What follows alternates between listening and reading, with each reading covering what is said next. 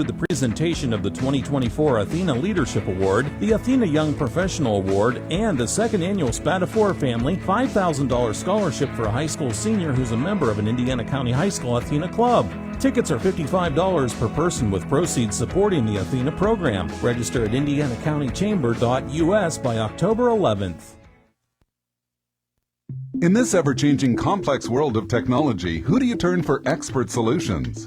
EMB Computing. Now in their brand new state-of-the-art facility, EMB Computing offers solutions for residential and business applications. Visit their showroom to see a variety of computers, laptops, MacBooks, iPads, business phone systems, and more. Your technology solutions are found at EMB Computing. Now at their new location, 57 North 11th Street, Indiana, and on the web at embcomputing.com. The technology specialists. It is Indiana in the Morning on WCCS 101.1 FM, AM 1160, WCCSradio.com. He's Bob Pollock from the Extension joining us this morning. Our conversation presented by Marcus & Mack, voted Best Law Firm and Best Personal Injury Lawyer 3 years in a row in the Best of Indiana County contest. Visit them online, marcusandmack.com. Good morning to you. Good morning. Hey, frosty out there. It is chilly this morning. It's downright freezy out there. This always seems to happen about this time each year. And folks, whether we're ready for it or not. They've covered up their plants in Hopefully. the overnight. Yeah, hopefully. And so they should be preserved from the cold weather. Some people, of course, they cover up their plants. They leave early in the morning. They don't get home until later in the afternoon, so their plants don't get any sun that day. No. They're underneath the blanket. True. Staying toasty warm. We're not doing any harm to them in that way, are we? No, not for that period of time. Yeah. They'll be okay. That's good to know. Yeah, they'll survive that. Yeah, but some people do still have things in the ground, and I think particularly of carrots. Now, you've said in the past you could actually leave those in well into the winter in the ground. Yes, right? Right. Some of those root crops are pretty hardy. Both from a ability to take cold. We don't like to really get the ground frozen, though. Yeah. Once the vegetable freezes, then when it thaws out again, it'll be mush. Yeah. It'll already be softened up. You just need to warm it up and if you can even get it out of the ground by then. Right. But yes, so that can actually be the best way to store some of those things. And you can harvest them as you need them.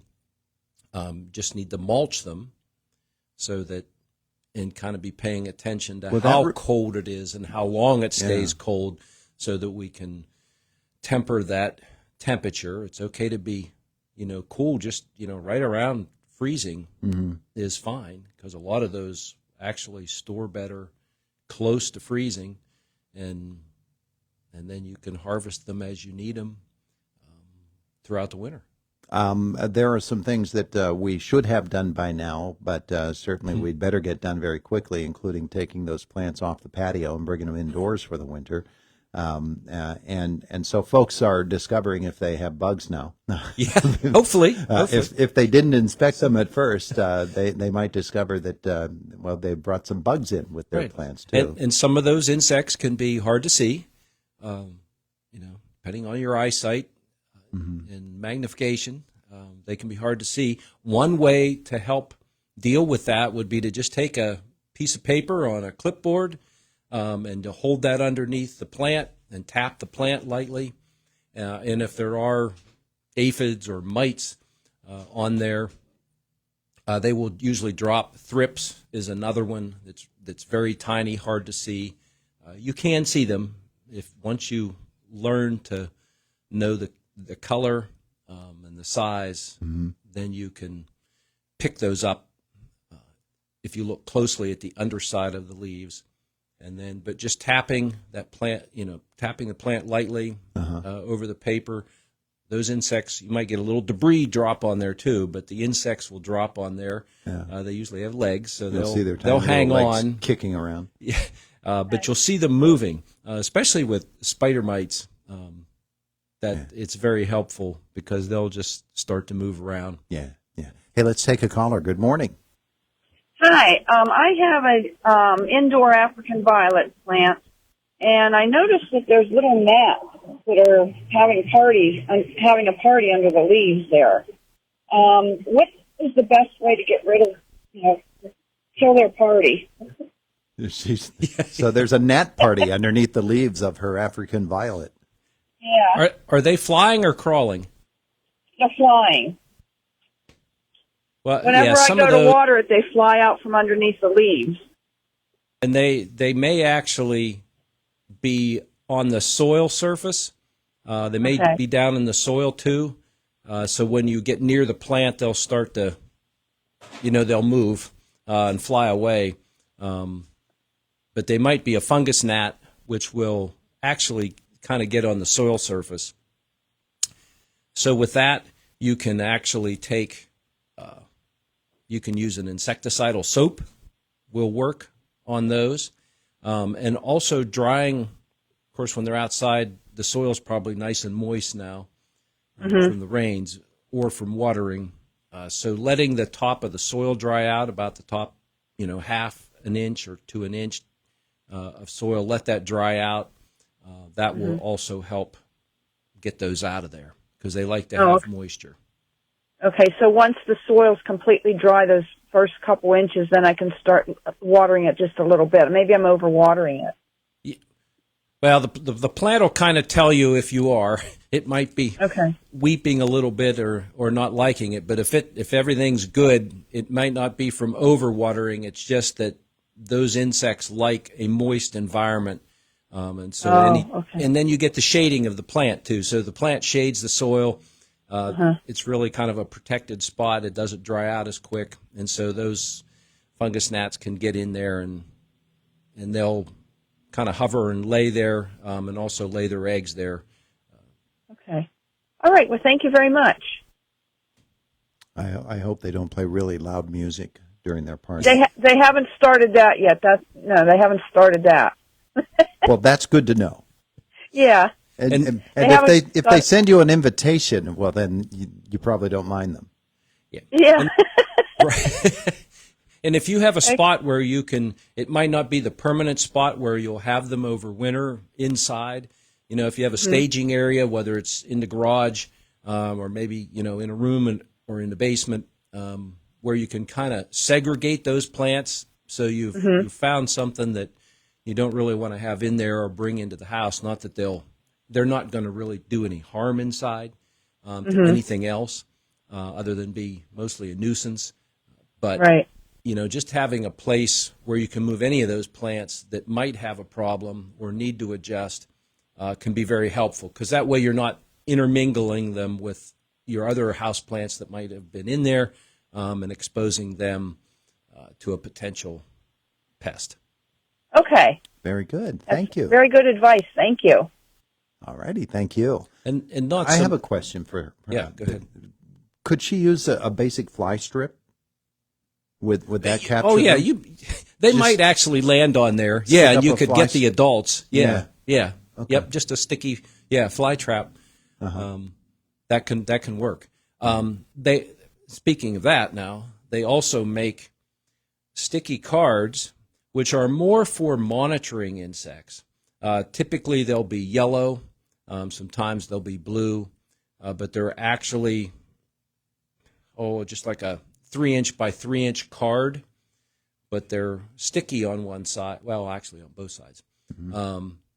But they're used to put in with, put them on a little stake, put them in the pot, or near a group of plants.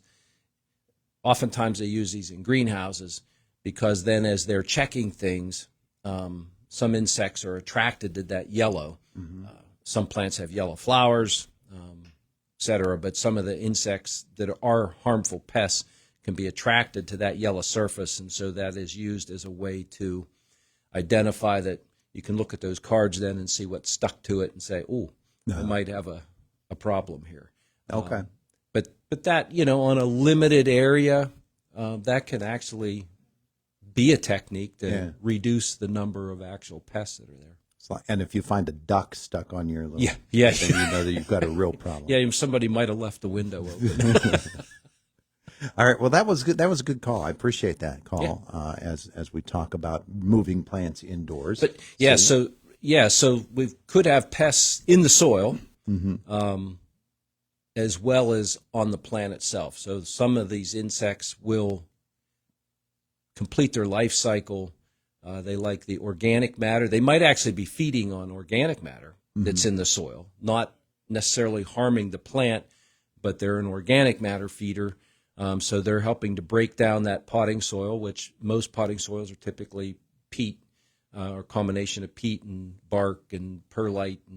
But the organic pieces of that, they may be feeding on and living in a little bit of a moist environment, or they need moisture to lay their eggs. And then there may be a maggot or a larva that will be in there. Some of those, like a garden synflin, would be one that can be a pest, but can also feed on the roots of plants. Yeah. Looking at the soil and plants that you're going to be bringing in too that are in containers, you can actually lift them out of the container and look at what's in there.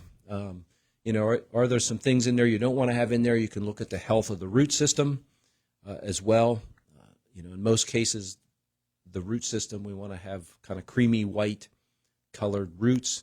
If they're dark and brown, especially out towards the tips of the... And you don't want them circling around on the right, inside. and yes, and if they're pot-bound, they've grown well, you've fed them, you've taken care of them, and so now they've filled that pot, and those roots are really getting dense in there, and when they start to circle around or are circling around, then that time to tease those out, maybe up the pot size, one size, to accommodate that. Maybe we'll talk a little bit about that next week, about how we can handle those sorts of things. Thank you, Robert. You're welcome. Thank you. It is the voice of Indiana County. It's WCCS 101.1 FM, AM 1160, and WCCSradio.com. We're just about 2 minutes away from the top of the hour. We're on the way today to 64 big degrees. We're at 32 at the moment. That's all we can muster out of it. Fox News coming up next at the top of the hour. Josh Widdison in the WCCS newsroom after that. And then I think we're talking to AARP next. It's Indiana in the Morning on WCCS. Hi, I'm attorney Robert Marcus. And I'm attorney Brian Nitterheiser. At Marcus & Mack, we understand the financial stress you may suffer after an accident. That's why having the right lawyer can make all the difference. If you or a loved one have been injured due to someone else's negligence,